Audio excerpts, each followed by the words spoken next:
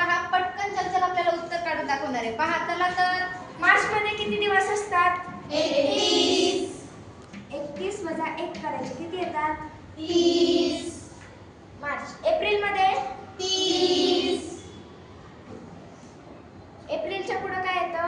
मे. मे मध्ये किती दिवस असतात? 31.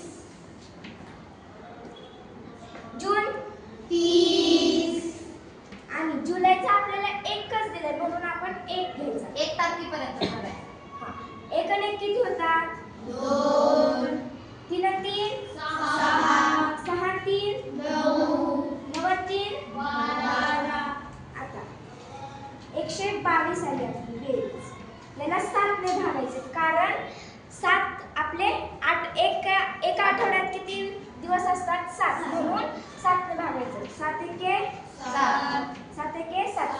12 ने 7 गेले 5. 7 7 49. 52 मधून 49 गेले किती उरतात? 3. 3 बार पुढे जाईल. 3 बार पुढे. आता आज काय वार आहे? शनिवार. शनिवारच्या पुढे एक वार गेलो रविवार. सोमवार. मंगळवार. काय उत्तर आलं? मंगळवार. कुठे दिसतंय तुम्हाला? ऑप्शन नंबर 3 मध्ये.